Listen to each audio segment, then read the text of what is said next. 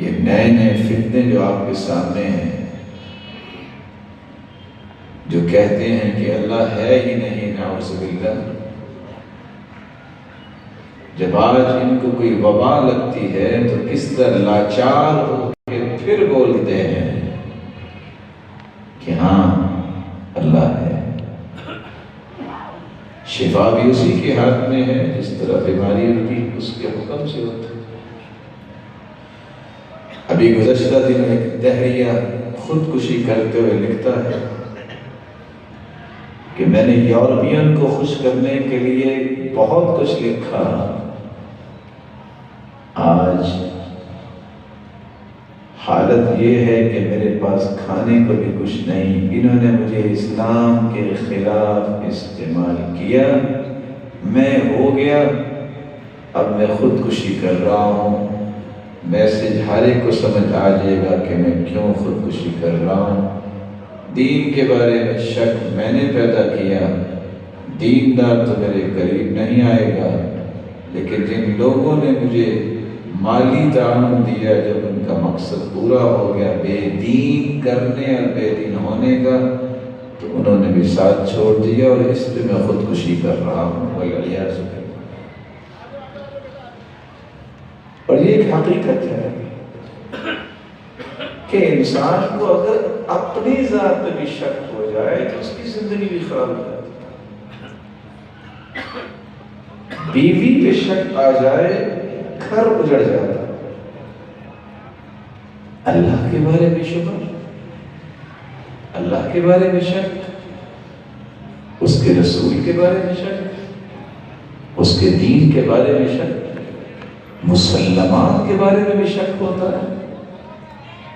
اسی زندگی میں جب بھی کوئی شبہ اگر دل میں آئے اس کو جگہ نہ دے۔ طریقہ کیا ہے؟ رسول اکرم صلی اللہ علیہ وسلم کا فرمان ہے، شیطان داؤ کیسے لگاتا ہے؟ دل میں شیطان خیال پیدا کرتا ہے، من خلق السماء، آسمان کو کس نے بنایا؟ بندہ کہتا ہے واللہ، اللہ نے۔ من خلق الارض، زمین کس نے بنائی؟ کہتا ہے واللہ، اللہ نے بنائی۔ کرتے کرتے ایک سوال چھوڑتا ہے، شیطان، من خلق ربک، تیرے رب کو کس نے بنایا؟ اگر اللہ کے بارے میں سوال ایسا پیدا ہو تو آپ کو 4 کام کرنے چاہیے۔ پہلا کام، فَلْيَنْتَهِ، سوچنا بند کر دے، رک جائے۔ یہ آپ کی حدود ہے۔ 1 سے 2 سے 3 سیکنڈ میں آپ کو ڈیسیژن لینا ہے۔ شیطان نے غصہ ڈالا، فَلْيَنْتَهِ، رک جائے، فوراً اپنی جگہ چینج کر۔ اور تیسرا کام، فَلْيَتَعَوَّذْ بِاللَّهِ، اعوذ باللہ من الشیطان الرجیم پڑھیے، اور اللہ ذوالجلال کی توحید کو اپنی زبان پہ لائیے۔ لا آمنت باللہ، لا الہ الا اللہ۔ اللہ ذوالجلال اس شبہ اور شک کے شیطانی ہتھ کنڈے اور وار سے آپ کو محفوظ کرے۔ امام ابن القیم رحمۃ اللہ علیہ فرماتے ہیں، وَبَابُ الشَّهْوَةِ،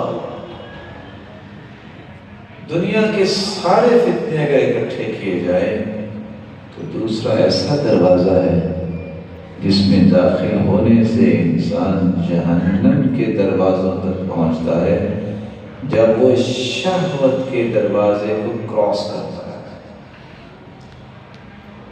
اورث تقدیم الهوى على طاعته ومرضاته، شہوت کا غلام، شہوت کا اسیر اور قیدی جو بن جاتا ہے، اس کو سامنا کرنا پڑتا ہے تو کس بات کا؟ وہ اللہ کی رضا اور اللہ کی اطاعت پر ہمیشہ اپنی خواہش کو مقدم کرتا ہے، وہ اللہ کی رضا کو مقدم نہیں۔ وہ شہوت مال کی بھی ہو سکتی ہے، وہ شہوت منصب اور عہدے کی بھی ہو سکتی ہے، وہ شہوت برائی کی بھی ہو سکتی ہے، وہ شہوت نشے کی بھی ہو سکتی ہے۔ طرح طرح کی شہوت ہے، ایڈکشن جس کو لگ گئی ہے اس کو تو کوئی پرواہ نہیں، نہ اس کو کوئی دنیا کی کوئی چیز نظر آتی ہے، سب کے سامنے بیٹھ کے اپنے آپ کو انجیکٹ کر رہے ہوتے ہیں، جو نشے میں دھت ہوتے ہیں۔ انسان جو کسی بھی نشے میں چلا جائے اس کی حالت یہی ہوتی ہے۔ اللہ معاف فرمائے۔ یہ جو شہوت کا اور شہرت کی شہوت جب آ جائے، ایک نہیں دسیوں گردنیں اسے کاٹنی پڑیں، وہ کاٹنے میں کوئی عار محسوس نہیں کرتا کیونکہ اس کو کرسی چاہیے۔ اللہ تعالیٰ زندگی میں ایسی خواہش ہی پیدا نہ کرے۔ وَبَابُ خَطَأ،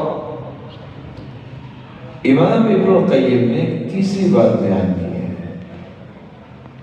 کہ جو شخص شبہ کے دروازے سے بچ جائے، شہوت کے دروازے سے بچ جائے، اس کے سامنے ایک دروازہ کھلا رہتا ہے، وہ ہے غصے کا دروازہ۔ غصے کو کنٹرول کرنا سنت ہے، اجر ہے۔ لا تغضب ولک الجنہ، غصے پہ کنٹرول کرنا جو ذاتی قسم کا غصہ ہو جنت کی بشارت ہے، لیکن اگر کنٹرول نہ کرے تو امام ابن القیم فرماتے ہیں اوصل العدوان علی خلق، جو غصے پہ کنٹرول نہیں کرتا، کچھ بھی ہو جائے مخلوق پہ ظلم کرنے سے محفوظ نہیں رہتا۔ اس کے ہاتھوں سے قتل بھی ہوتے ہیں، مسلمان ذلیل بھی ہوتے ہیں، مسلمانوں کو تکلیف بھی پہنچتی ہے، مسلمان رنجیدہ اور کبیدہ خاطر بھی ہوتے ہیں۔ یہ تیسرا دروازہ ایسا ہے جب تک یہ بند نہیں ہوگا اس وقت تک یہ جہنم کے دروازوں سے دور نہیں ہو سکتا۔ رسول اللہ صلی اللہ علیہ وآلہ وسلم نے اس لیے صحابہ کرام کو اس بات کی تلقین کی کہ اگر تم جہنم سے بچنا چاہتے ہو تو پھر تمہیں کچھ کام کرنے ہوں گے، اور اگر ان کاموں سے آپ نے اپنے آپ کو نہ بچایا تو یاد رکھنا جہنم سے بچانے والا پھر آپ کے لیے بھی کوئی نہیں ہو۔ انسان جہنم کا رخ کرتا ہے تو سب سے پہلے شیطان کی بات مانتا ہے۔ ارشاد ربانی ہے وَإِذَا قِيلَ لَهُمُ اتَّبِعُوا مَا أَنزَلَ اللَّهُ قَالُوا بَلْ نَتَّبِعُ مَا وَجَدْنَا عَلَيْهِ آبَاءَنَا أَوَلَوْ كَانَ الشَّيْطَانُ يدعوهم إلى عذاب السعير۔